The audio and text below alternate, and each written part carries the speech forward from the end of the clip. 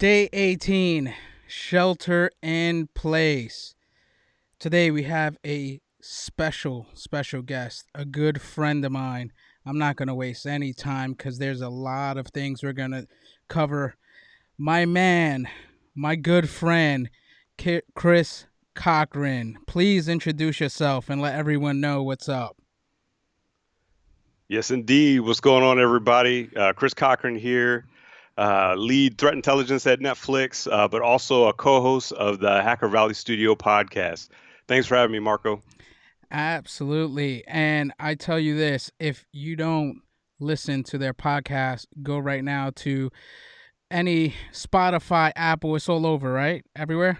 Yeah, yeah. It's Yeah. everywhere. Anywhere you could get podcasts is there. Yeah, it is amazing and very entertaining. Some of the guests they have on there are world leaders in, well, not world leaders, but in their craft, they are leaders.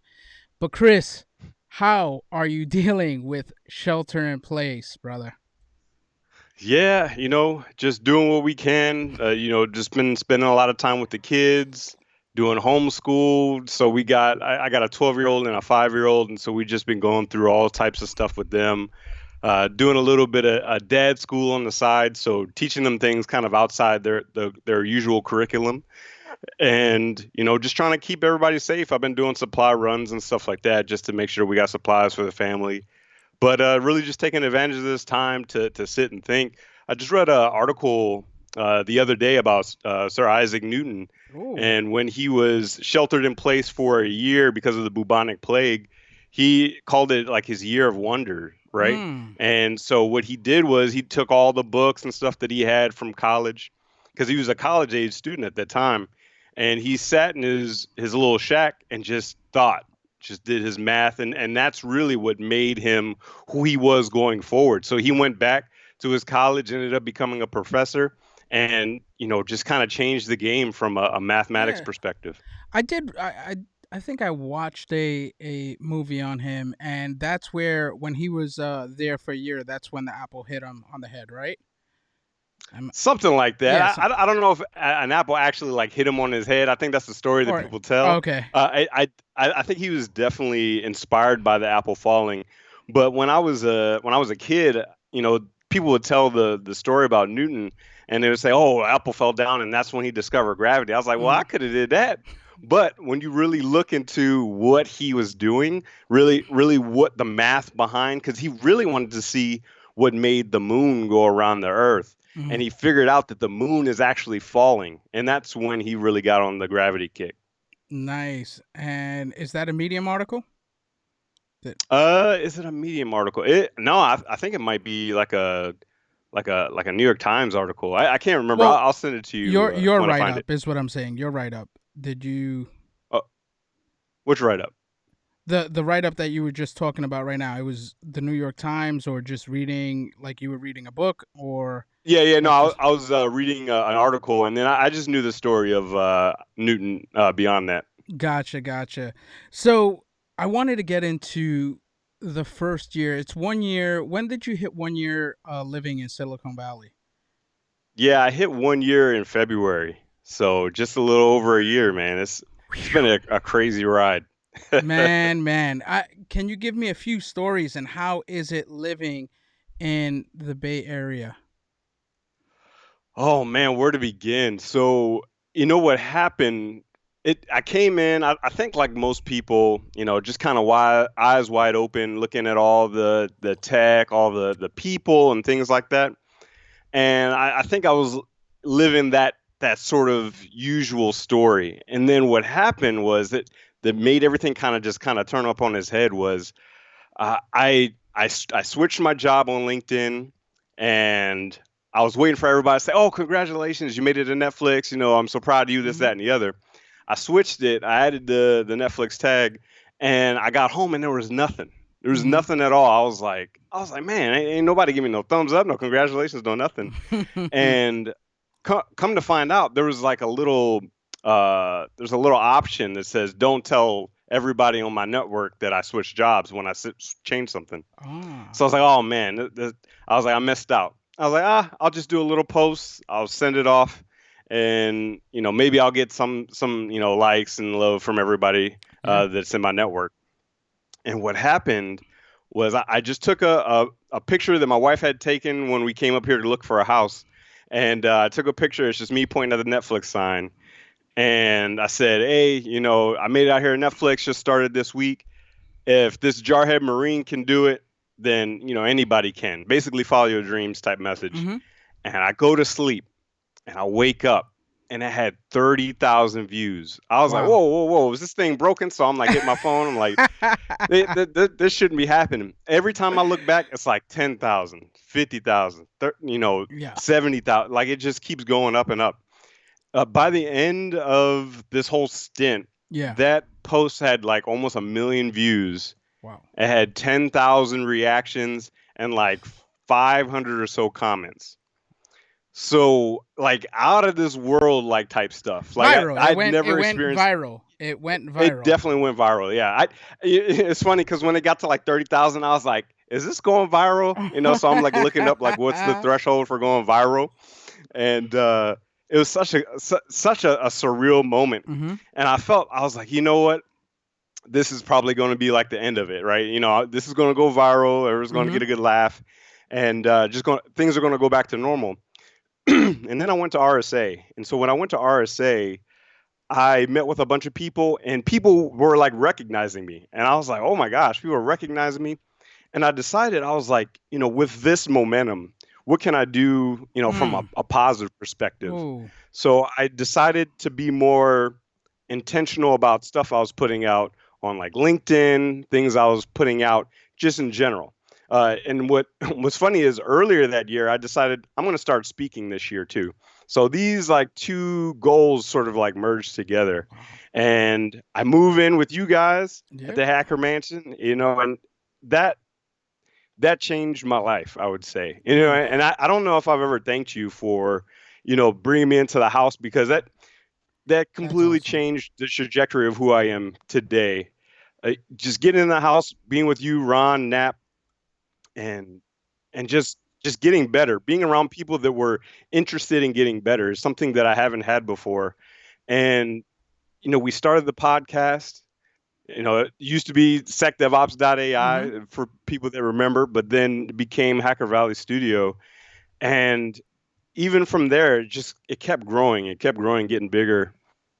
And so much has happened just from all that initial experience is what led to the rest of the year.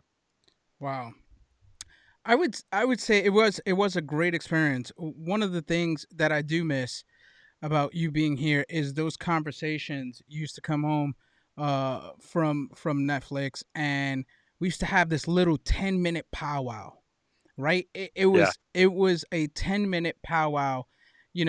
Get how you doing? How was your day? And then it was like something deep we talked about for like 8 minutes, and it was just knowledge. Those nuggets were constantly coming in, and it was those questions. Was like, you ever thought about this, or how about if you tried, this with your LinkedIn profile, or how about you just do it and not think, right? And it was just those little conversations every single day that took me to another level, and I miss that. I definitely miss that. Definitely miss you in the crib at like 4 or 5 o'clock when we had those 10-minute conversations that to me took me to a different level. So I appreciate that. Right back at you. No, And definitely. Yeah. yeah, so how has life changed since that viral post? Oh man. So things have changed like within my community, with me personally. I'd say within the community, I never felt like a part of the community, to be honest with you. I Mm-hmm. didn't feel a part of the community until I started doing the podcast and until I started going to conferences and mixing it up with people, getting people that were, big names in the community on the podcast. Mm-hmm. And I finally felt like validated because coming from the government, your work is pretty much muted. Like Yeah. everything stays internal, so there's nothing that you can put out into the community. And so I never felt like I was a part of what Mm, everybody else was doing. People doing talks, people going to DEF CON, putting their research out, stuff like that. So I never felt like a part of that. And I slowly but surely made it to the commercial side.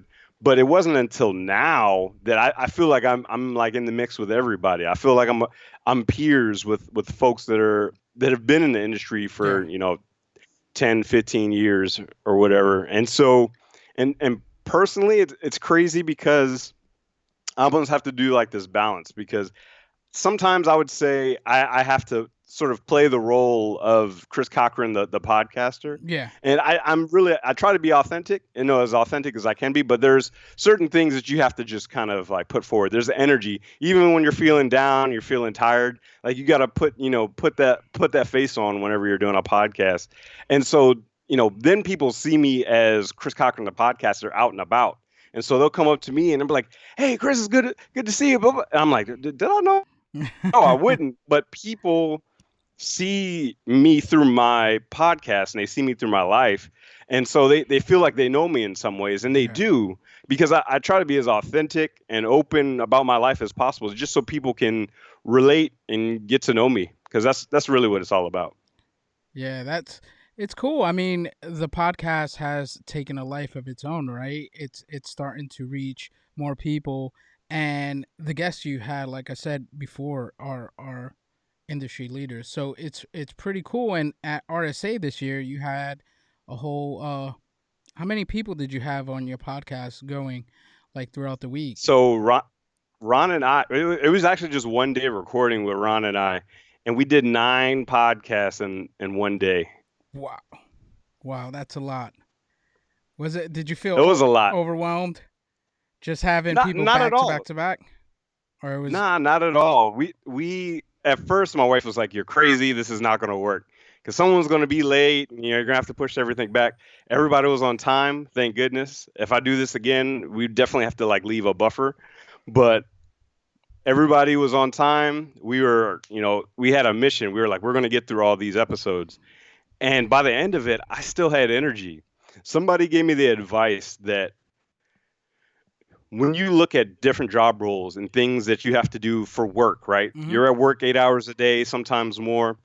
She said, do something where no matter how tired you are, how terrible your day has been, would you be willing to pick up the phone and talk about it? What are the Mm, things that you would want to do? And so that's powerful. it's it was crazy. It's super eye opening because at the end of doing 9 podcasts, between 30 and 45 minutes apiece, I wasn't tired. I could have went another 10 rounds. I was like, you know what? That's a sign. That is a sign that I need to keep doing this. Yeah. And having a partner like Ron, it just makes things all the better. Nice, nice. I tell you, the first experience I had when I moved over to Silicon Valley, back into that conversation, was I moved over, right, and I was with my mom, and we went out to Panera Bread, and we're eating breakfast, and right behind us, there were people talking about web applications and databases, and hey, we need to get this new developer, and I'm like, I'm in the right place. I knew then that this place I love being here just because of the tech. And when we go out to coffee shops, it's the same thing. You see people Yep. coding. It's to me, it's a bubble. This is like it's the Disneyland of like technology. Everywhere you go, you see people coding or having conversations about starting up a business. So I love being here. What about you? What other experiences you've had here? Your No, first one year. one thing that I sort of keep in my mind that actually Ron said is that he said if you were to compare Silicon Valley to like media, like big media, like the studios and stuff like that, he said that being here is like being in Hollywood and you're an actor. Mm. Like being in that bubble of power, that center of gravity is Mm.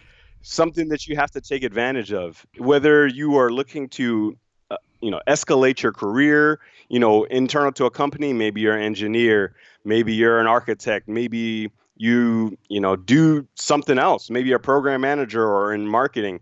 Like you can just go so far. Your imagination is really the limit or maybe you want to do your own thing and start your own company. I mean, just being in this network of folks Yeah. is where you're going to get mentors, where you're going to get people that you can bounce ideas off of, where you're going to get inspiration from people. I think that being here has definitely just put me on a completely different trajectory. Oh, without same here, same here. And I always say, like, Zuckerberg lives like 25 miles away, and you know Elon Musk and all these people, and I always say, why not you, right?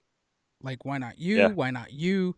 You could make a difference. You could do whatever you want. It's up to you. Do you want to put in the work to get whatever you want off the ground, right? And it's this that grind, that hunger. You have to have it in you to like keep on pushing. And I Hmm. feel like I have that right now, and I know I see it in you. You're hungry. You're on it, right? I see your posts on LinkedIn. They're very entertaining and very informative, as well as you give love, and you give so much love without the expectation is zero. So I love that. I see that those follow Fridays where Forbes. I don't want to ruin it, but go ahead and explain what the article that you were in Forbes. Yeah, so I'll take it to the beginning. Francesco Cipollone, he is a good friend of ours.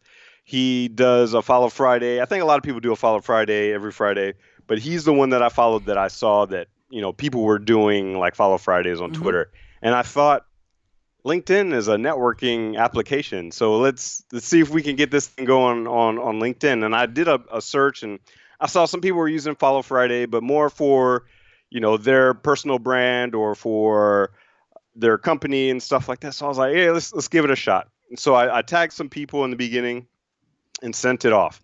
And it just caught fire again. I was like, oh goodness, here we go again. And people have been doing it every Friday Hmm. ever since then. It's almost become a cybersecurity centric thing because that's my network. Those are Yeah. the people that are connected to me. And so now there are people in cybersecurity, they're doing it every Friday, sharing love with, you know, different people, sharing love of diversity, of different neurodiversity, cultural diversity, gender diversity, just diversity across the board. And it's a beautiful thing to see. There were, I think, like 100 or so people following Follow Friday on LinkedIn when we started. And then I think now it's creeping in on like 900 people or so that are following the hashtag itself. So people are liking it. It's building the network. It's interlocking people much better. And then a guy that actually was a part of the very first Follow Friday, Bruce Weinstein, he writes for Forbes, and he wrote an article about Follow Friday and included me. He included Francesco. He included Marco from ITSP, and stuff like that is what really makes a good memory nuggets for yourself. Yeah.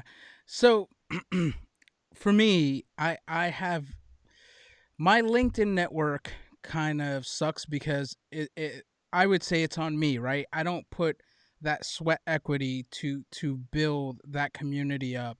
For a person like me that loves Twitter, and I've built my community there, and I reach out to my friends, and the network that I have is, I would say, mostly on Twitter. What can I do to like engage more, and from a tactical, not just posting, but real tactical? What can I do to upgrade my network on LinkedIn? Because I really suck. So no, so what's funny is I suck on Twitter and I'm trying to change that. And so I would say the things that I would recommend people to do from any platform is just engage. Hmm. Like engage with people. If they tag you in something, respond. If they say something funny, write a comment. If they, do something, just share it. And so just engaging with people over time is going to kind of get you bubbled up. Which is what is interesting to me is that there's different types of content that work well on Twitter, and there's other types of content that work well on LinkedIn. And I think because I was like born in LinkedIn, I know that language through and through. So I know things that people want to hear on LinkedIn, what they want to know about. Twitter, I'm still learning. I think I only have like barely, not even 700 followers or something on Twitter, Uh huh. but on LinkedIn, I think I'm like at 11K or something like that. Gotcha. And so I've had a lot of practice.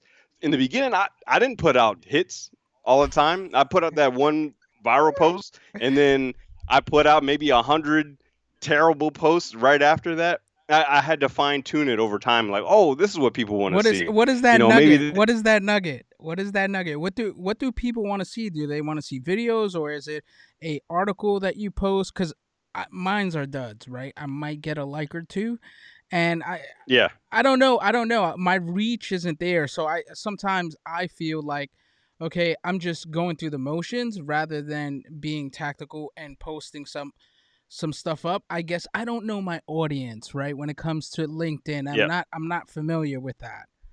So I yeah. So go ahead. what I would do is just be you in that form Mm, and whatever that format is. So for me on LinkedIn, I have a lot of ideas and thoughts about careers. I think that's where a mm, lot of my brain palace information is stored is in that and is in that room. And so I'm able to pull from that. Like I can pull out an idea and I could write a post and say, I think people need to know about this because I think it's going to help somebody today. And I think if you write or you make a video for one person, and it doesn't matter. Sometimes I do get wrapped up in, oh, did this perform well or did it not perform well? hmm But what's really important is if you can change someone's life with that post or change their day, even something simpler, Yeah. or get them out of a certain headspace. So when I talk about things like imposter syndrome, there's a lot of people dealing with it. Yeah. And so when I would send something out about it, people would react like, oh, I felt this way, or I do feel this way. Or, another thing that helped me with imposter syndrome is X. And that's how you get like conversations going. And then people say, oh, this Chris Cochran guy, he's putting out some stuff that I might want to check out in the future. And so they hit the follow button. And so the same thing I'm trying to do on Twitter, but obviously much slower starts. I didn't do anything that was viral, so it's hard work. So anybody that's going over to any platform trying to build it, it's going to be hard work. Yeah. But yeah, I would just say put out something that at least one person out there could identify with and use in their daily life, and I think you'll be cooking with grease. Yeah. I think what I notice with you, one of your biggest skills, I could give you a question, and in 5 minutes you could give me this big idea on like a route I should be going, which I kind of love. I'm like, all right, it's my job to go into the weeds, but you like, yeah, look, this is the cloud, right? This is what you want to see.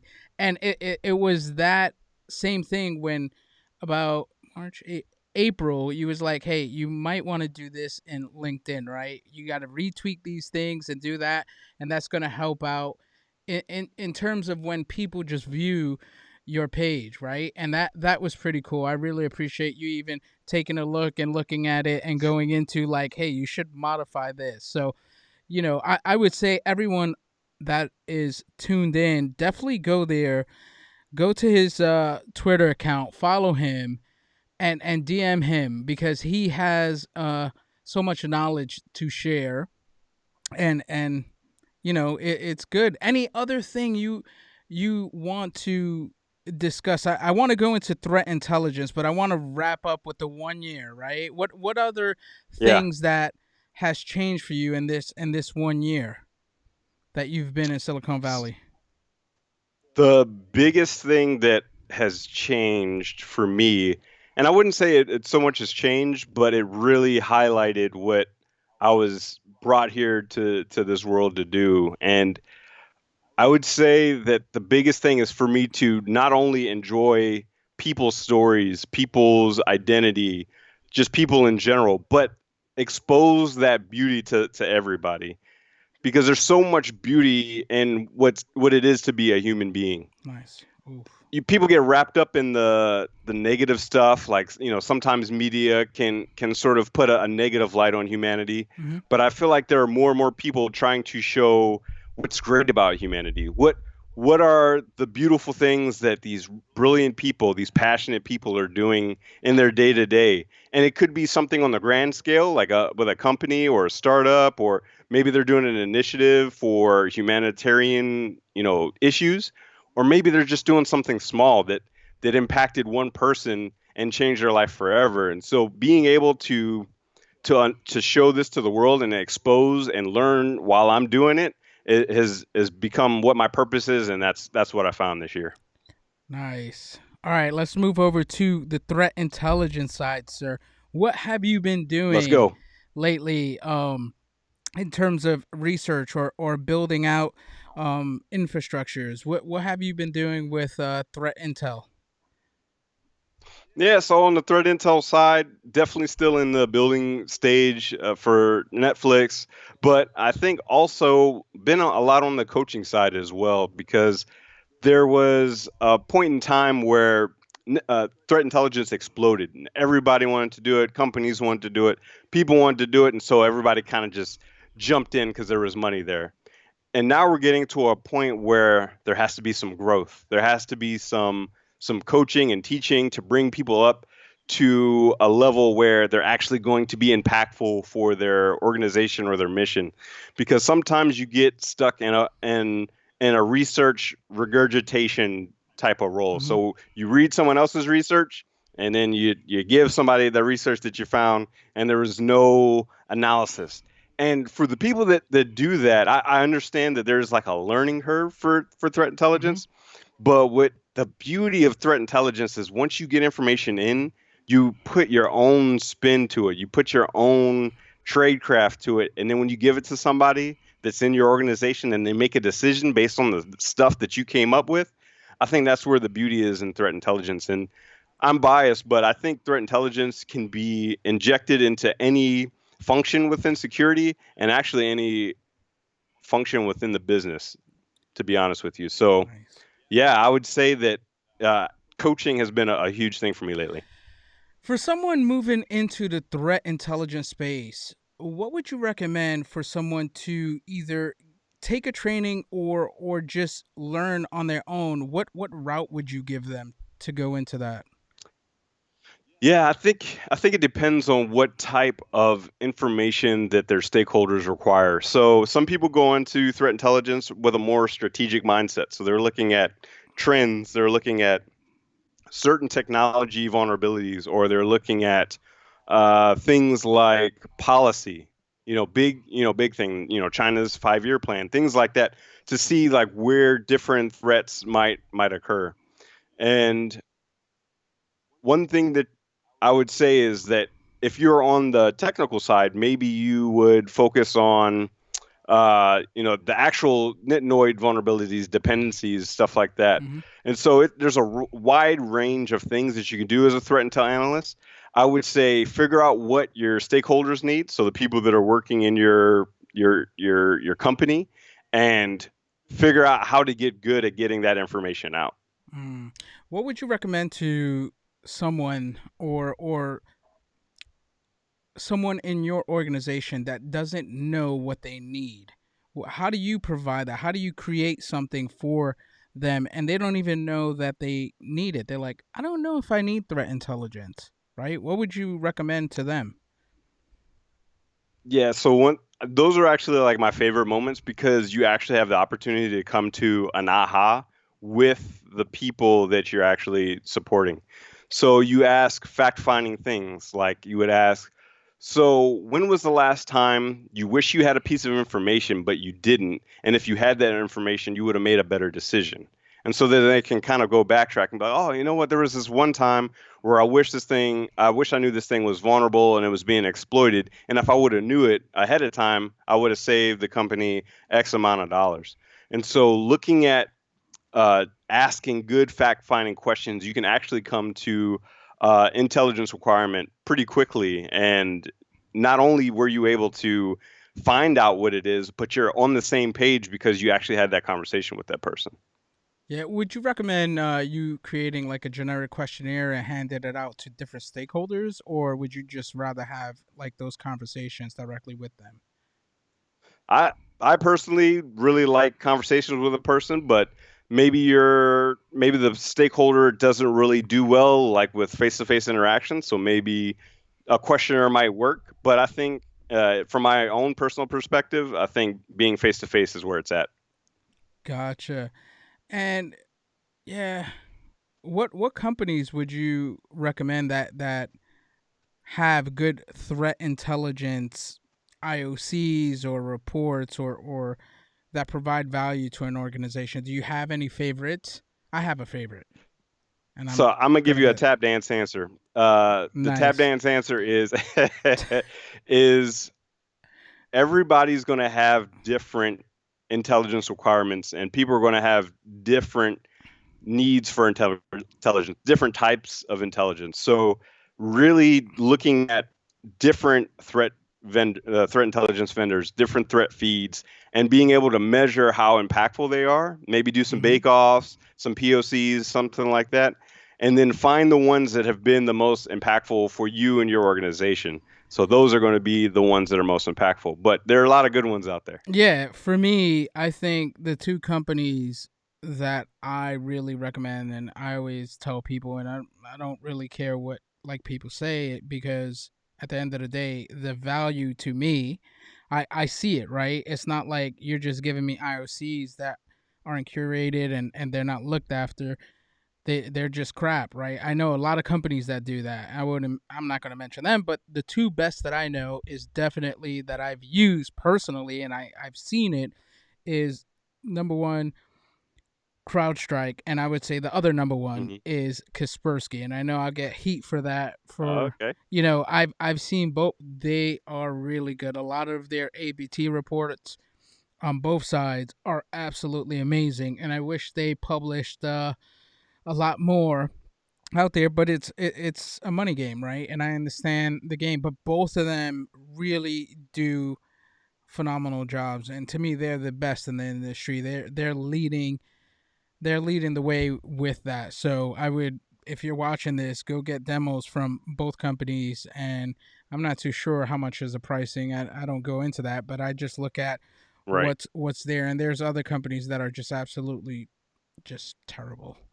But I won't go Yeah. into what companies those are because then you get more shit and more feedback. But definitely those two I would recommend. And I've been doing threat intelligence for a long time, right? And I love it. I love just looking for cool stuff, creating reports, and it's fun. It's like playing Xbox to me, really. Yeah. So Yeah. um, What's your favorite like moment in doing like threat research? What is that like? Yes, I could do this all day. I'll give you an example. The first big incident I was working on in 2013 when I was at McAfee. I received a binary. They didn't know, what it was, and I traced it to a certain APT um, Yep. out in Asia. Like I would just say Asia, but yeah, in Asia, and it was cool the way I found it. It took me like 4 days to like get past the encryption that they were using, and then I got that, and then I took the cert they were using, and then I basically found more things that was because we had this large database. So I got to see other binaries that they were using, provided all of those binaries, and sent those off in a report, and they found more things in their network. And then because of what that actor was doing at the time, they were just doing like a large recon on the network. And in the report I was like, look, due to this binary and these other binaries I found, not only was this a recon mission, but they will be back in around 6 months. And to the day, I would say, I think it was like 7 months, they were back in their network. I came in, did another investigation, and that was my first big investigation into APTs. That was 2013. And I think the day before yesterday, I was talking about APTs and how the world changed in October of 2013 when APT 1, that report Yep. was released in New York, the New York Times. And yeah, the next month I had the like, oh no, actually. Yeah, November of 2013 is when I did that big investigation, and that was those moments, those puzzles that you get to like pull the string and find more things, Yep. right? And that's what I was saying. Yep. I can't recall the cert. I knew it for so many years. Yeah. It's out, but that cert like really opened up. Okay, I see more of these binaries, and I reversed those, and those has similar traits, and then I created your rules, and then you start keep on like digging and pulling, and it's like, when is this gonna be over?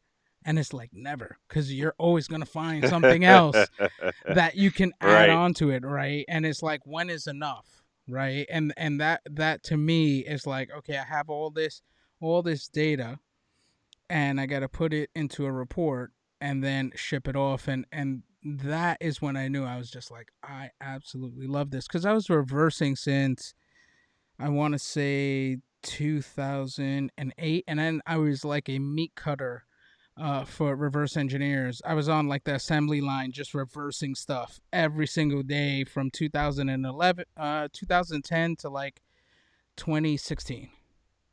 Yeah. So Wow. it was like every day I was reversing like some sort of malware and having campaigns. And then when I was at McAfee, we were tracking campaigns, which was cool, and we was using crits to do that.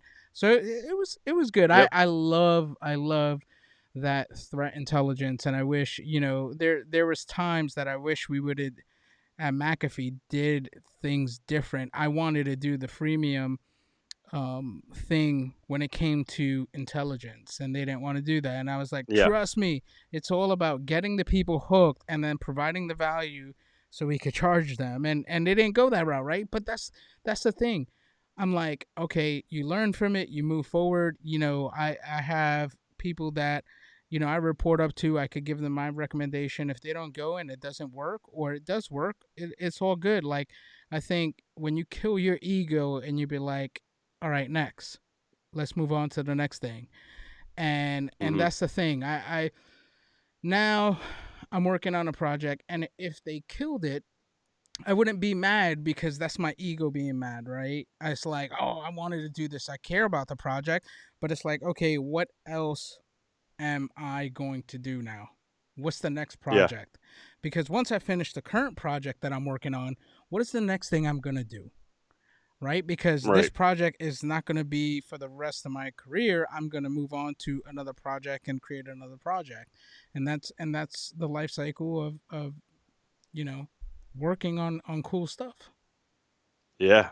That's So awesome, man. what is the next step for you, sir, when it comes to threat intelligence or cybersecurity, or just in general? What is next?